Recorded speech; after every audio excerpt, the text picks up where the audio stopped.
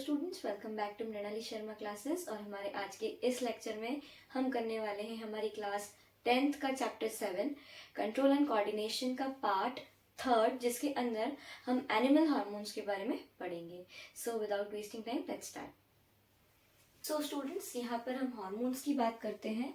तो सबसे पहले समझ लेते हैं कि हार्मोन्स क्या होते हैं, ये कहाँ पर काम करते हैं, कहाँ पर रिलीज होते हैं, कैसे काम करते हैं, ये सारी चीज़ें फिर हम एक एक करके अलग अलग ग्लैंड को समझेंगे। ठीक है, तो हमने इससे पहले वाले चैप्टर में ये सारी चीज़ें पढ़ ली हैं कि ग्लैंड्स होते क्या हैं। असल में ग्लैंड्स एक ऐसे ग्रुप ऑफ टिश्यूज हैं जो कोई स्पेशलाइज्ड केमिकल रिलीज कर रहे हैं हमारी बॉडी में कोई भी एक फंक्शन को परफॉर्म करने के लिए। ठीक है, तो अब यहाँ पर हमें दो टाइप के ग्लैंड्स देखने को मिलते हैं। कौन कौन से होते हैं वो? Exocrine gland and endocrine gland. इस लेक्चर में हम पर्टिकुलरली इस ग्लैंड के बारे में पढ़ने वाले हैं, बट एक्सोक्राइन ग्लैंड से हमारा क्या मतलब होता है ये समझ लेते हैं पहले। जैसे हो गए हमारे salivary glands, pancreas, liver etcetera, ये सारे क्या हो जाते हैं? ग्लैंड्स हो जाते हैं।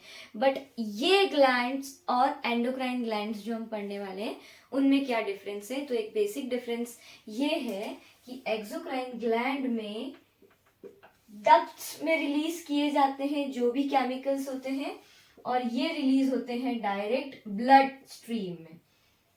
इससे हमारा क्या मतलब होता है कि जैसे मान लीजिए कि ये तो हो गया हमारा लिवर, लिवर के अंदर ये हो गया प्यारा सा गॉल ब्लैडर।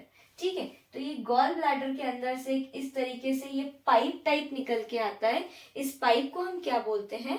डक्ट। तो ये जो है ये डायरेक्ट यहाँ पर इनके जो केमिकल्स हैं वो रिलीज नहीं कर रहे हैं, ये इस डक्ट में इकट्ठा कर रहे हैं। इकट्ठा होने के बाद वो हमारे स्टमक में आ रहा है पूरा डाइजेशन के लिए। तो यहाँ पर कहीं भी हमने ये नहीं देखा कि ये कहीं भी रिलीज हो गए तैरते तैरते ये यहाँ पहुंच गए, नहीं। एक प्रॉपर वो जो पाइप है, वो ट्यूब है, उसके थ्रू स्टमक में आया है। इसीलिए ये हो जाते हैं हमारे डक्ट वाले ग्लैंड्स, एक्सोक्राइन ग्लैंड्स। इसीलिए इन्हें बोला जाता है जो अपने सिक्रीशंस डक्ट में रिलीज करते हैं। और वहीं एंडोक्राइन ग्लैंड्स क्या होते हैं? डक्ट लेस होते हैं। इससे क्या मतलब होता है कि मान लो ये एक ग्लैंड है, इसने अपने जो भी केमिकल्स थे वो रिलीज किए, तो वो रिलीज करने के बाद में ये क्या हो जाते हैं? डायरेक्ट ब्लड में रिलीज करते हैं। ये इनके लिए कोई ऐसा नहीं है कि यहाँ से ऐसे पाइप निकल रहा है उसमें ये अपने ऐसे सिक्रीशंस रिलीज करेंगे, नहीं। जहां ग्लैंड है इसने वहीं पर ही इस तरीके से रिलीज कर दिया, फिर ये तैरते तैरते अपने टारगेट ऑर्गन पर पहुंच जाते हैं। ठीक है, चलो अब समझना इधर। Endocrine system composed of endocrine glands, obviously वो ग्लैंड्स जो डक्ट में रिलीज नहीं कर रहे हैं उससे बना हुआ है पूरा एंडोक्राइन सिस्टम। इसके बाद में एंडोक्राइन सिस्टम और डक्टलेस ग्लैंड्स। अभी हमने पढ़ा है कि इनके अंदर कोई ट्यूब्स नहीं होते हैं कि जिसके अंदर सिक्रीशन रिलीज होगा। डायरेक्टली ये लोग क्या करते हैं? अपने हॉर्मोन्स को जो है रिलीज कर देते हैं। ठीक है, फॉर एग्जाम्पल एक एग्जाम्पल से मैं समझाती हूँ कि मान लो मम्मी हमारे यहाँ पर किचन धो रहे हैं। ठीक है, तो एक होता है कि पाइप से सब जगह धो करके नल में लगा के उसको अच्छे से सब दूर एक एक जगह पर पाइप से पानी पहुंचाया, और एक होता है बाल्टी भर के डोल दिया। तो पाइप से पहुंचाया तो वो किसके अंदर आया? एक्सोक्राइन के अंदर। और बाल्टी भर के डोल दिया वो किसके अंदर आ गया? हमारा एंडोक्राइन के अंदर आ गया। मतलब पानी डाल दिया, फिर वो अपने हिसाब से जहां जाएगा वहां जाता रहेगा। ठीक है, तो ये डिफरेंस होता है कि एक पाइप के अंदर यदि कोई ग्लैंड अपने केमिकल्स रिलीज कर रहा है तो वो आ जाएगा एक्सोक्राइन के अंदर, और कोई ग्लैंड अगर जहां मर्जी वहां पर रिलीज कर रहा है अपने केमिकल्स, डायरेक्ट ब्लड के अंदर रिलीज कर रहा है, एक पर्टिकुलर ट्यूब या डक्ट के अंदर या पाइप के अंदर रिलीज नहीं कर रहा है, तो वो किस में आ जाएगा? हमारा एंडोक्राइन ग्लैंड के अंदर। तो endocrine system consist of endocrine glands. और ये कैसे होते हैं? डक्टलेस होते हैं। They secrete their secretions directly in the blood stream. अभी हाल हमने पढ़ा, their secretions are known as hormones. इनके सिक्रीशंस को क्या बोला जाता है? हॉर्मोन्स बोला जाता है। मतलब अब जो ये केमिकल कर रहे थे हम एंडोक्राइन सिस्टम में, एंडोक्राइन ग्लैंड्स जो केमिकल रिलीज करते हैं उन्हें हम क्या बोलते हैं? हॉर्मोन्स बोलते हैं। Hormones are chemical substances secreted by ductless glands for the control and coordination of a body. बिल्कुल, हॉर्मोन्स की डेफिनेशन आपको 1 मार्क में आ सकती है, इसको बिल्कुल अच्छे से लर्न कर लें. आपकी एनसीईआरटी की डेफिनेशन है ये. हॉर्मोन्स क्या होते हैं? Chemical substances secreted by ductless glands. वो ग्लैंड्स जो सिक्रीट कर रहे हैं केमिकल्स, उन केमिकल्स को हम क्या पर्टिकुलर नाम देते हैं? हॉर्मोन्स नाम देते हैं. For the control and coordination of the body. बिल्कुल, बॉडी में जो भी फंक्शन हो रहा है, जो भी पार्ट मौजूद है, उसका कोई ना कोई फंक्शन है, तभी वो बॉडी के अंदर है. राइट? तो यहाँ पर ये क्या काम कर रहे हैं? For control and coordination of the body. Body को कंट्रोल करने के लिए, बॉडी को मैनेज करने के लिए हॉर्मोन्स काम कर रहे हैं. सो स्टूडेंट्स, यहाँ पर आप एक टेबल देख पा रहे हैं जिसके अंदर अलग अलग ग्लैंड्स दे रखे हैं. वो कौन से हार्मोन रिलीज करते हैं वो दे रखा है, और वो क्या फंक्शन करते हैं वो भी हमें दे रखा है. तो अब हम एक एक ग्लैंड को अच्छे से पढ़ लेते हैं. इस लेक्चर में हमें सिर्फ इतना ही करना है, और ये बहुत इजी और सबसे इंटरेस्टिंग पार्ट है इस चैप्टर का. सो इस टेबल को ढंग से देखो, और फिर अब हम अलग अलग ग्लैंड्स को स्टडी करते हैं. सो स्टूडेंट्स, एंडोक्राइन सिस्टम में अलग अलग तरह के ग्लैंड्स होते हैं, जैसे हो गए pineal gland, hypothalamus gland, pancreas, thyroid gland, pituitary gland. बहुत सारे ग्लैंड्स हैं. हमें अभी के लिए टोटल 9 ग्लैंड्स हैं, 9 to 10 ग्लैंड्स है जो पढ़ने हैं. तो इसमें से हमारा पहला ग्लैंड आता है पीनियल ग्लैंड. पीनियल ग्लैंड आप स्क्रीन पर देख पा रहे होंगे कि कहाँ पर वो मौजूद है और किस तरीके से वो प्रेजेंट है. ठीक है, नोट्स देखते हैं, साथ साथ में आप फिगर भी देखते चलिए. Located beneath the back part of corpus callosum. Corpus callosum के पिछले हिस्से में प्रेजेंट रहता है ये. उसके नीचे, पिछले वाले हिस्से में नीचे की तरफ ये प्रेजेंट रहता है, कॉर्पस कैलोजम के नीचे. कौन? Pineal gland. अब क्या काम करता है? Secretes melatonin. इससे जो हार्मोन रिलीज हो रहा है या जो केमिकल रिलीज हो रहा है उसे हम बोलते हैं melatonin. Remember the name, melatonin. It is responsible for sleep wake cycle. हम कब सोएंगे, कब उठेंगे, है ना, ये कौन रेगुलेट करेगा? मेलेटोनिन रेगुलेट करता है. इसीलिए कई बार क्या होता है, जब हम कोई ऐसी दवाई लेते हैं तो उसके अंदर मेलेटोनिन नाम का ये जो केमिकल है वो भी डाला जाता है, जिस कारण से हमें ज्यादा टाइम तक नींद आती है. ये हमारे पीनियल ग्लैंड को अफेक्ट करता है. मेलेटोनिन हमारी बॉडी में ज्यादा हो जाने के कारण क्या होता है? हमें नींद ज्यादा आती है. सो यहाँ पर ये क्या काम कर रहा है? स्लीप एंड वेक साइकिल का काम कर रहा है कि हम कितनी बजे उठेंगे और कितनी बजे सोएंगे. क्योंकि आप देखते होंगे कि आपको एक पर्टिकुलर टाइम पर ही नींद आती है. ऐसा क्यों? Because of this gland. ठीक है, इसीलिए अभी आपकी बॉडी के पूरे टाइम टेबल को रेगुलेट कर रहा है कि आप कब सोएंगे, कब उठेंगे. इसीलिए इसे biological clock of the body भी बोला जाता है. नेक्स्ट आता है हमारा हाइपोथैलेमस ग्लैंड. हाइपोथैलेमस ग्लैंड अब देखो कहाँ पर प्रेजेंट है और क्या फंक्शन है इसका? Acts as body's smart control coordinating centre. अच्छा, इसको आप हमारी बॉडी का या पिट्यूटरी ग्लैंड का सासू मॉम बोल सकते हैं. क्यों बोल सकते हैं? क्योंकि ये क्या कर रहा है, इसका खुद का कोई एक पर्टिकुलर फंक्शन नहीं है. ये क्या काम कर रहा है? दूसरे ग्लैंड ठीक से काम कर रहे हैं या नहीं, ये उस चीज को देख रहा है. ठीक है, तो यहाँ पर ये क्या हो जाता है? सासू mom of all the endocrine glands. ठीक है, वैसे इसे बोला नहीं जाता, सिर्फ याद रखने के लिए है ये हाइपोथैलेमस. ठीक, तो ये क्या कर रहा है? सारे दूसरे ग्लैंड्स किस तरीके से काम कर रहे हैं, किस तरीके से कोऑर्डिनेट कर रहे हैं, ढंग से रिलीज कर रहे हैं हार्मोन्स या नहीं, ये सारी चीजें कौन देखेगा? हाइपोथैलेमस देखेगा.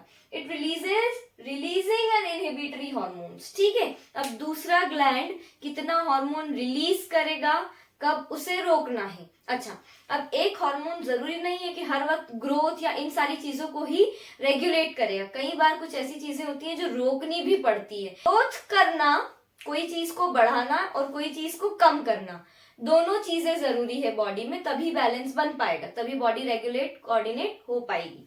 तो ये ग्लैंड क्या काम करती है? रिलीजिंग हार्मोन्स भी सिक्रीट करती है, ताकि कि दूसरे ग्लैंड्स को सिग्नल मिले कि हार्मोन रिलीज करना है. इनहिबिटरी हार्मोन्स भी सिक्रीट करती है कि ताकि ग्लैंड्स रुक जाए कि बस अब हार्मोन सिक्रीट नहीं करना है. Next, controls secretion from pituitary gland, बिल्कुल पिट्यूटरी ग्लैंड की मेन सांस है ये, है ना, मतलब पिट्यूटरी ग्लैंड खुद का कुछ नहीं कर सकता, सब हाइपोथैलेमस डिसाइड करेगा कि कब क्या रिलीज करना है. So these were the 2 glands. Okay students, our very next gland is pituitary gland.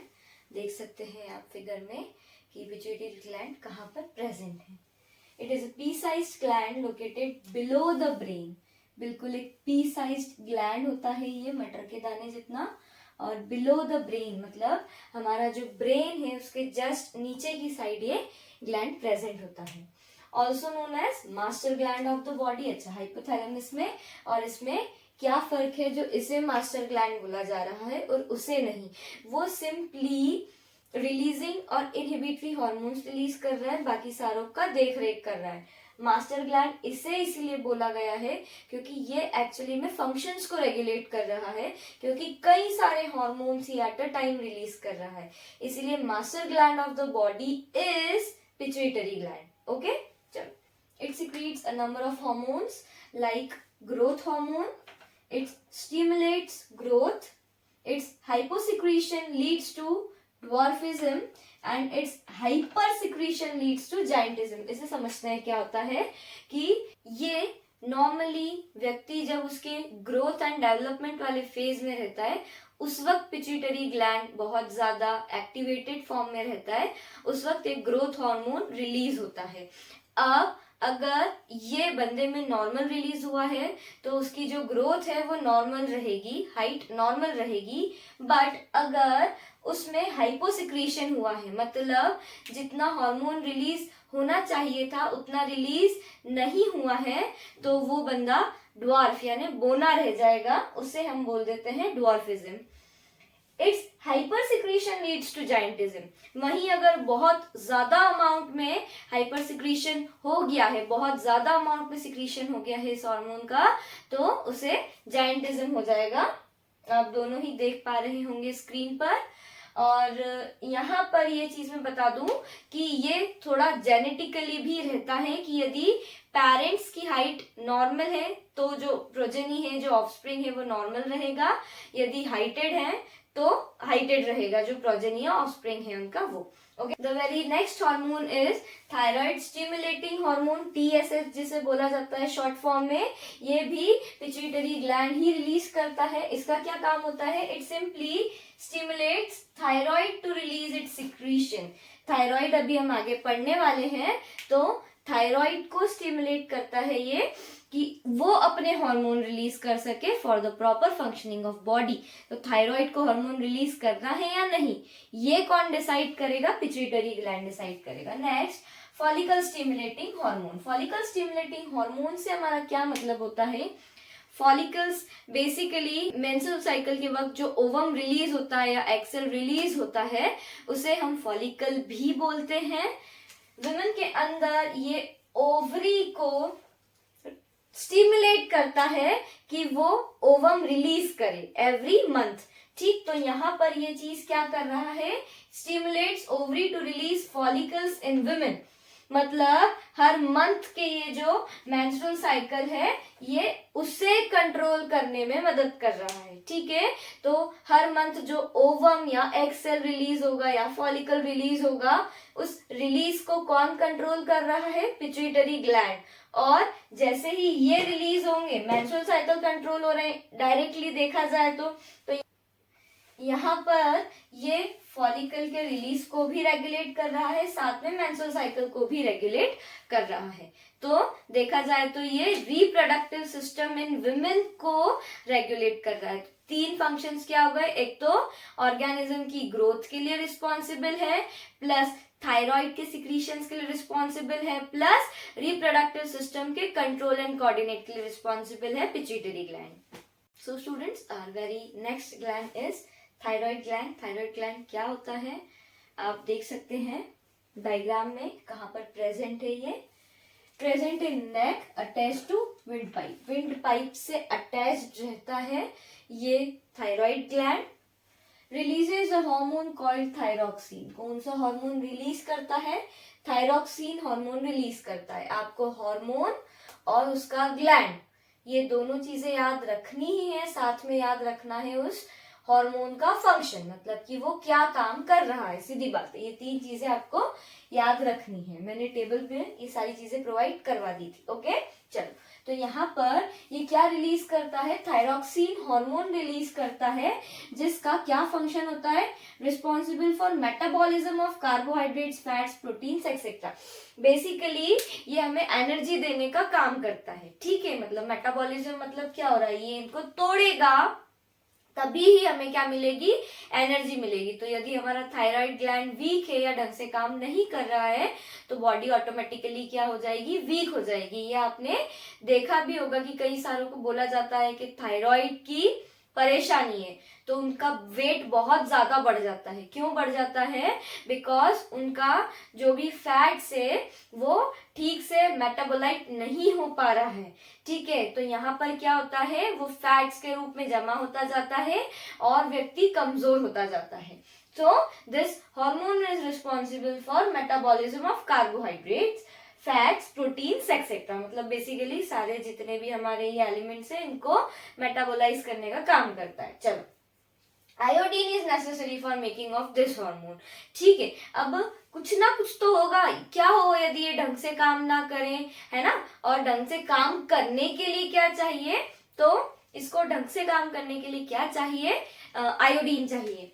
Iodine अगर बॉडी में प्रॉपर अमाउंट में प्रेजेंट है तो हमारा थायराइड ग्लैंड बिल्कुल ढंग से काम करेगा, ढंग से वो थायरॉक्सिन हार्मोन रिलीज करेगा। अगर आयोडीन की डेफिशिएंसी हो जाती है, मतलब बॉडी में आयोडीन की कमी हो जाती है, तो तब क्या होगा, एक बीमारी होगी जिसे बोला जाता है गॉइटर। स्क्रीन पे आप देख पा रहे हैं ये बीमारी कैसी होती है।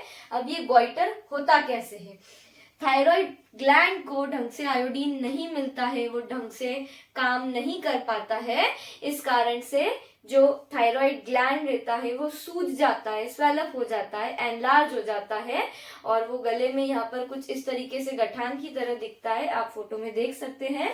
तो यहाँ पर इस चीज को क्या बोला जाता है, गॉइटर बोला जाता है। और गॉइटर अब बीमारी हो गई है तो बीमारी का इलाज भी है। बीमारी का इलाज ये है कि आप आयोडाइज्ड सॉल्ट यूज करें। अगर प्रॉपर आयोडाइज्ड सॉल्ट जिसके अंदर आयोडीन मौजूद है वो यूज करते हैं तो आपको गॉइटर नहीं होगा। Okay, so this was all about thyroid gland. So students, our fifth gland is parathyroid gland. Parathyroid gland से हम क्या समझते हैं, 4 parathyroid glands are embedded in thyroid gland. आप देख सकते हैं डायग्राम में कि पैराथायराइड ग्लैंड्स जो हैं वो थायराइड ग्लैंड के अंदर गड़े हुए हैं। छोटे छोटे से प्यारे प्यारे 4 पैराथायराइड ग्लैंड्स थायराइड ग्लैंड के अंदर गड़े हुए हैं। अब इनका क्या काम हो जाएगा, जैसा नाम वैसा हार्मोन का नाम। पैराथॉर्मोन करके एक हार्मोन होता है वो रिलीज करते हैं। इसका क्या काम होता है, कैल्शियम और फॉस्फेट लेवल्स को ब्लड में रेगुलेट करता है।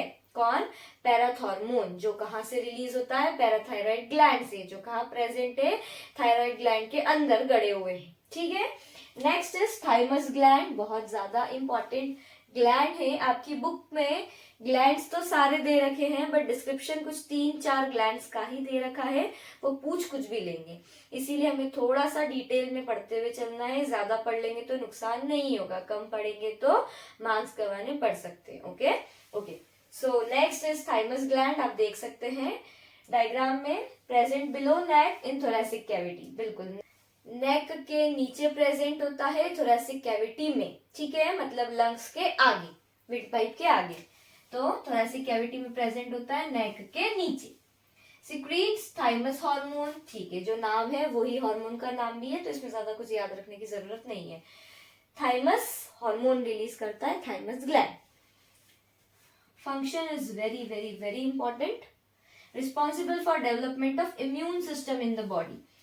हमारा इम्यून सिस्टम किन किन बीमारियों से लड़ने की ताकत रखता है या जो ताकत डेवलप करता है उसे कौन हेल्प कर रहा है, ये थाइमस हार्मोन हेल्प कर रहा है, जो रिलीज हो रहा है थाइमस ग्लैंड से, ठीक है। अब यहाँ पर ये इंपॉर्टेंट पॉइंट है, ज्यादा इंपॉर्टेंट है ये, इसलिए 2 star. It is large in young children but shrinks with age. छोटे बच्चों में ये काफी बड़ा पाया जाता है बिकॉज उन्हें इम्यूनिटी की ज्यादा जरूरत है। अभी जब वो नए नए आए हैं इस दुनिया में, है ना, तो सारे बैक्टीरिया, वायरस, किसी का भी इन्फेक्शन लग सकता है, कोई भी अटैक कर सकता है। तो उनमें जो थाइमस है वो बड़ा होता है, बट जैसे जैसे एज गुजरती जाती है, जैसे जैसे ओल्ड होते जाते हैं, वैसे वैसे ये थाइमस जो है वो श्रिंक होके छोटा होता जाता है। तो इस कारण से जो बुजुर्ग होते हैं वो ज्यादा बीमार होते हैं, छोटे छोटे इन्फेक्शंस भी उन्हें बहुत ज्यादा जल्दी लग जाते हैं because of this thymus gland shrinking. So students, our 7th hormone is pancreas.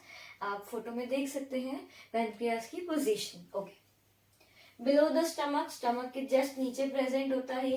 कोई लोग इसे पत्ती जैसा, कोई गाजर जैसा अलग अलग नाम देते हैं। तो this is what it looks like, right.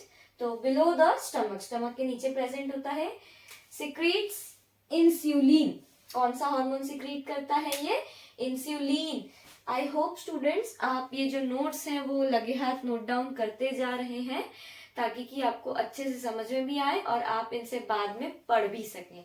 Okay, तो अगर ऐसा कुछ है तो आप पहले नोट्स नोट डाउन कर लीजिए, उसके बाद में समझिए। वीडियो को पॉज करके पहले नोट्स नोट डाउन कर लीजिए, राइट। चलो वापस आते हैं। Insulin controls metabolism of sugar and is responsible for lowering the sugar level in blood. अच्छा, अब ये क्या काम करता है ना इंसुलिन, कि हमारी बॉडी में जितनी भी शुगर प्रेजेंट है उसको तोड़ करके एनर्जी प्रोड्यूस करने का काम करता है इंसुलिन, ठीक है।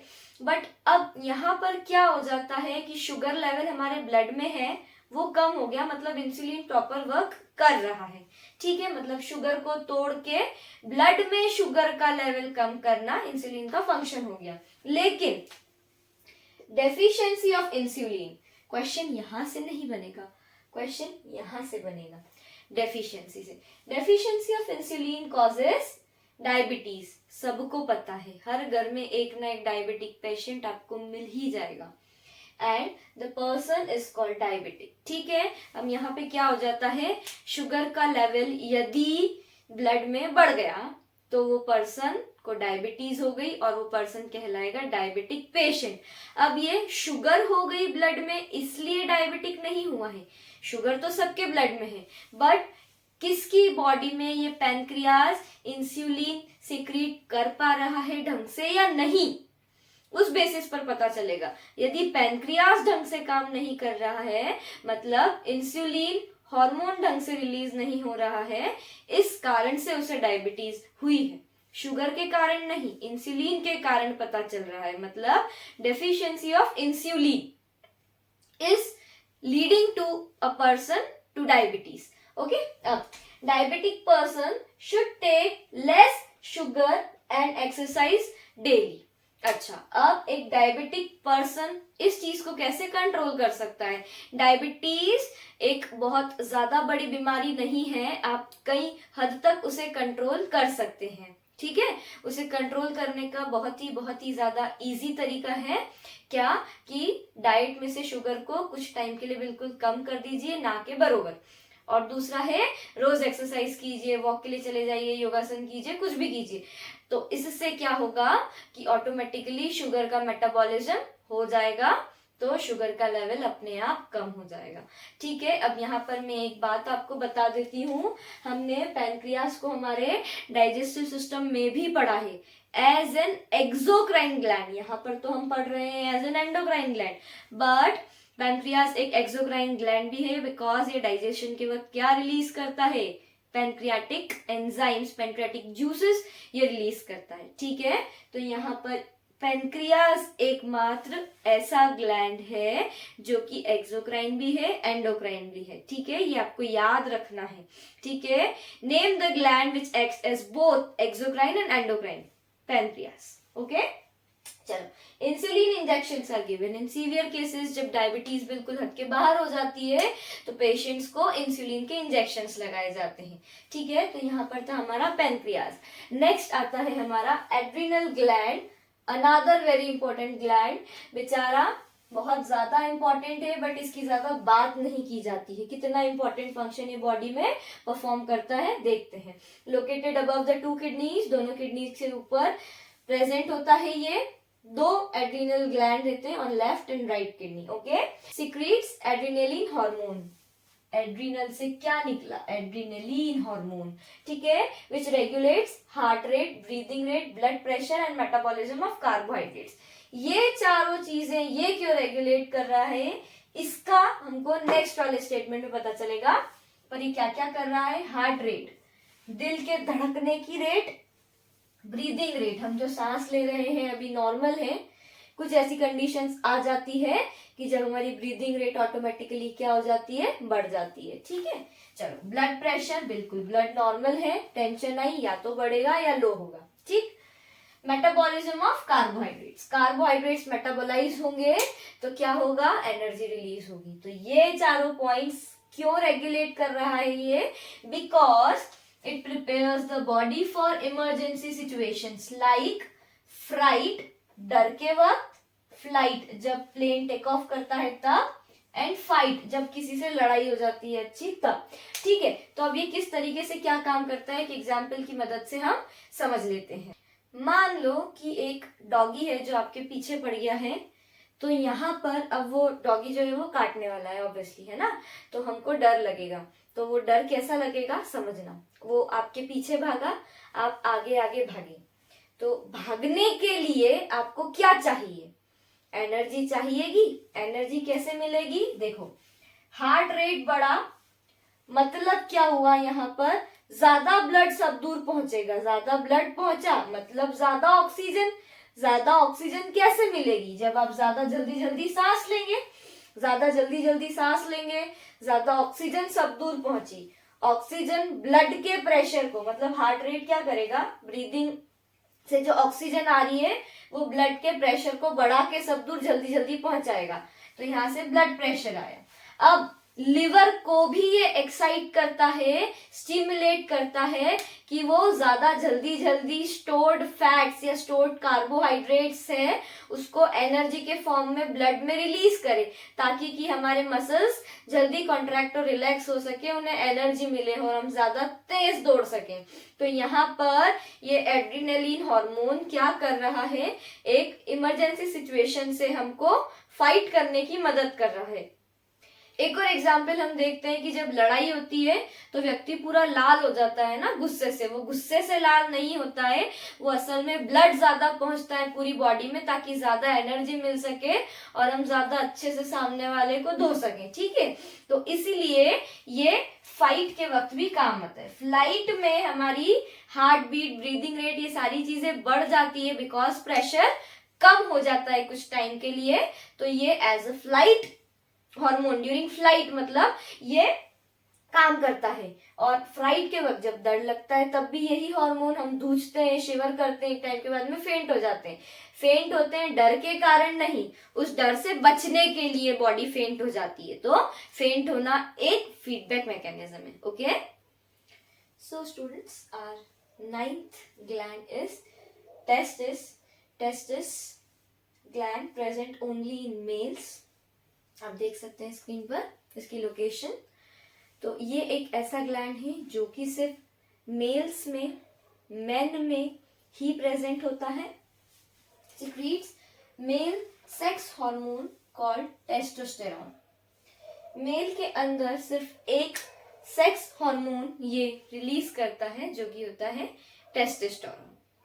Testosterone controls development of male sex organ and secondary sexual characteristics like deepening of voice, development of muscles, growth of hairs, pubic, mustache and beard at the age 13 to 14 years, जिसे हम puberty भी बोलते हैं. अच्छा, इसको हम समझते हैं. इसे समझाने के पहले एक बात, बेटा पढ़ाई को अगर पढ़ाई की तरह लोगे तो ही समझ पाओगे. ऐसे सब्जेक्ट्स को यदि मजाक मस्ती में लोगे तो सिर्फ खुद की इमेज भी खराब करोगे टीचर की नजरों में और टीचर को भी अनकंफर्टेबल फील करोगे. जो टीचर पढ़ाना चाह रहा है उसे समझो. ठीक है, these all our body mechanisms. यदि इन्हीं पर ही हंसोगे, मजाक उड़ाओगे तो फिर कुछ भी नहीं कर पाओगे. ठीक है, सीरियसली पढ़ो, सीरियसली समझो. समझते हैं क्या होता है. टेस्टोस्टेरॉन जो होता है वो मेल्स के अंदर ही होगा ऑब्वियसली, है ना, क्योंकि ये ग्लैंड ही मेल्स के अंदर प्रेजेंट है। तो ये सबसे पहला काम तो क्या करता है, मेल सेक्स ऑर्गन्स जो होते हैं, ठीक है, जैसे कि टेस्टिस एक ऑर्गन भी है ग्लैंड होने के साथ साथ में, और पेनिस, ठीक है, ये दोनों जो मेल सेक्स ऑर्गन्स होते हैं इनकी डेवलपमेंट में कौन रिस्पॉन्सिबल है उसकी डेवलपमेंट के लिए, टेस्टोस्टेरॉन। साथ में ये सेकेंडरी सेक्सुअल कैरेक्टरिस्टिक्स, अच्छा अब यहाँ पर मैं सेकेंडरी बोल रही हूँ तो प्राइमरी कहाँ गया, प्राइमरी कैरेक्टरिस्टिक्स या प्राइमरी सेक्सुअल कैरेक्टरिस्टिक्स जो ऑर्गेनिज्म में होते हैं, हम पर्टिकुलरली यहाँ पर ह्यूमन बींग्स की बात कर रहे हैं। तो एक छोटा सा मैं एग्जांपल देती हूँ आप लोगों को कि आप यदि 4-5 साल का एक बच्चा और एक बच्ची देखेंगे, ठीक है, मतलब एक लड़का और एक लड़की देखेंगे, तो उनकी आवाज में, उनके फेस कट में, है ना, उनकी जो बॉडी स्ट्रक्चर है उसको देख करके आप ये कभी भी पता नहीं कर सकते हैं कि ये लड़का है या लड़की है, इवन वो बोलेगा या बोलेगी तो भी, ठीक है, क्योंकि उस वक्त वो दोनों बिल्कुल एक जैसे कैरेक्टरिस्टिक्स वाले होते हैं, उनका बॉडी का जो स्ट्रक्चर है वो भी बिल्कुल सेम रहता है। हाँ, यदि लड़की ने बाल लंबे कर रखे हैं तो आप बिल्कुल पहचान सकते हैं, बट व्हाट इफ उसके बॉय कट है, ठीक है, लड़के के भी जो फेस कट होते हैं वो लड़का और लड़की के सेम होते हैं एट द एज ऑफ 2, 3, 4, 5, है ना। तो यहाँ पर उनकी आवाज जो होती है वो भी पतली होती है दोनों की, ठीक है। तो यहाँ पर ये क्या हो जाते हैं, प्राइमरी सेक्सुअल कैरेक्टरिस्टिक्स, जिनको देख करके हम डिफरेंशिएट नहीं कर सकते बिटवीन देयर जेंडर, ठीक। तो यहाँ पर ये तो होगा इनके प्राइमरी सेक्सुअल कैरेक्टरिस्टिक्स।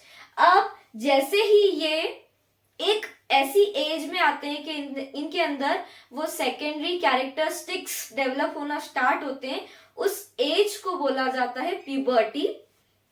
बॉयज में ये आ जाती है 13 to 14 ईयर्स ऑफ एज में, जब 13-14 साल के बच्चे हो जाते हैं, लड़के हो जाते हैं, तब उन्हें प्यूबर्टी हिट करती है, ठीक है। तो उस एज को बोला जाता है प्यूबर्टी, और आपने प्यूबर्टी नहीं, प्यूबर्टी, और आपने वो एज सुनी भी होगी एडोलेसेंस, ठीक है। Adolescence, end of innocence, beginning of adulthood, जब आप ना तो बच्चे हैं ना बड़े हैं, that particular age is known as adolescence, ठीक। चलो अब यहाँ पर वो जो सेकेंडरी सेक्सुअल कैरेक्टरिस्टिक्स हैं वो कैसे होते हैं समझते हैं। डीपनिंग ऑफ वॉइस, एक एज में वो जो पतली सी आवाज है लड़कों की वो फटने लगती है ना, तो वो आवाज कुछ इस तरीके से आती है। कई सारे लोगों को, लड़कों को बोला जाता है फटे ढोल जैसी आवाज है या ऐसा है वैसा है, बिकॉज आपका जो एडम्स एप्पल है वो अब बाहर निकलना चालू हो रहा है, जो वॉइस बॉक्स है, इस कारण से आपकी वॉइस जो है वो डीप होगी। अभी लेके चलिए कि ये करीब 16 to 17 की एज में नॉर्मल हो जाएगी, ठीक है।